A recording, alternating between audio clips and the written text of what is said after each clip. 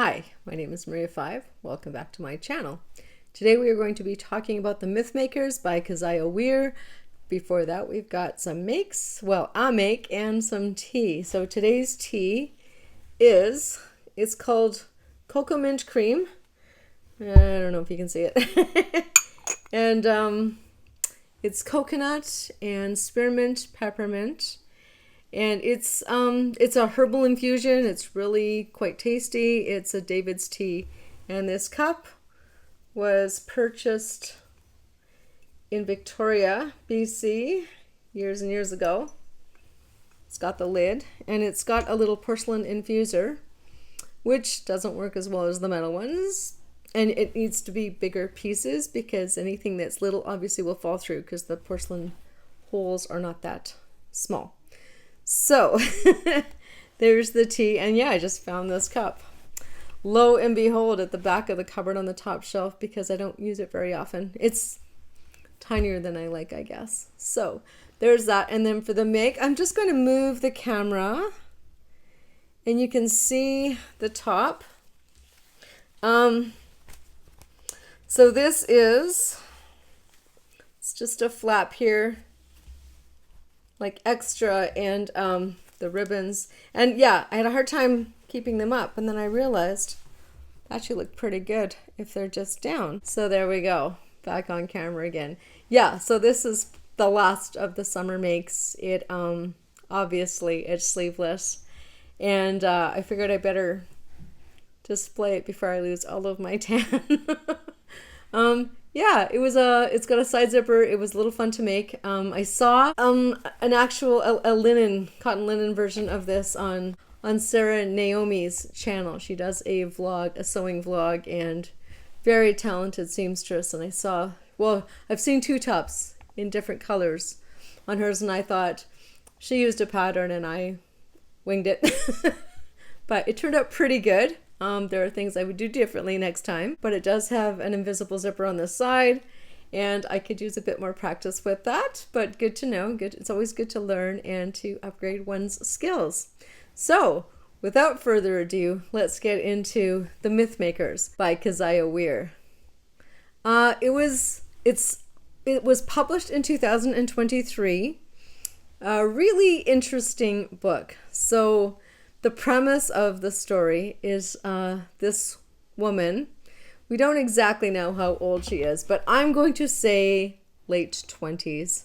And she reads an article in the Paris Review written by a writer that she met at a party, and immediately recognizes herself as the subject of his story. It's an excerpt from a novel which may or may not ever get released. And so she starts doing some digging, going, oh my gosh, I remember this night, blah, blah, blah, this is me, and does some digging. Find out that the author, his name is Martin, has passed away, and then goes a little bit crazy trying to get a hold of the publisher and the publisher of the Paris Review, and eventually his wife, and it's pretty interesting. So she literally throws everything away. She's living in New York City, and she throws everything away, takes a bus up to Maine without anything. Oh, she has a fight with her boyfriend first. Then she packs up and leaves everything and moves up to Maine and rents a place and starts not harassing, but trying to have get an interview with Martin's wife. And so there's a daughter that Martin and this wife have, and it's really, yeah, she goes on this complete chase and, interviews all these people, interviews Martin's roommate from college, and it's a really interesting thing. So the wife is trying to deal with some grief, Martin having passed away not too terribly long ago.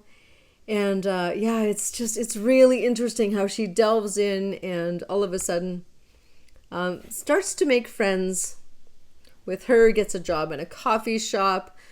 But yeah, it was a really good story. I did really enjoy it. I have a hard time with the main character. She changed, she grew. It was really interesting to have that process documented.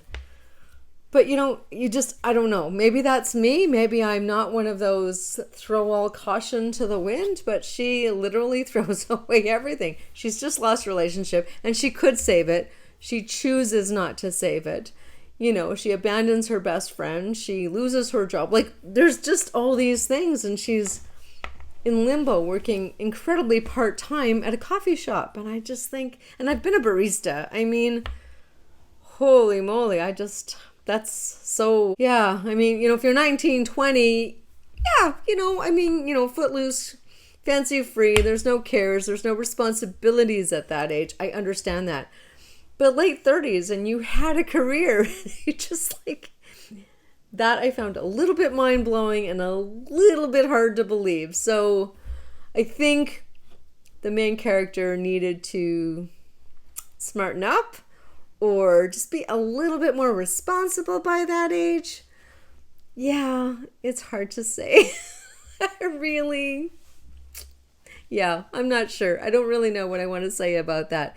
The story itself was really good, and if you were so inclined, please pick it up, give it a read, and see if you agree with me. I had a hard time buying into the main character, but the story itself was really good, and there was a lot of growth, there was a lot of change, and at the end of the story, you do really like her. But in the beginning, I was just like, who are you? I mean, let's say I've known flaky people before. Of course I have. I think we all have. But it was just a little bit crazy. Too crazy for me. I mean, because I am possibly a bit more conservative. Anyway, I'm not sure. Shout out to Sarah Naomi for this beautiful top inspiration. I will be making another one with a few different variations, I think, to the pattern that is up here in my head. If I ever found a paper pattern, I probably would purchase it just because I love the idea of this top with this flap. And it's just kind of fun. This particular top is quite formal just because of the fabric I've chosen, but with the cotton linen, it could be quite informal, just casual office wear. Definitely a good pick. So thank you so much. Thanks for joining me. Have a great week, and we will see you next Saturday. Thank you. Bye-bye.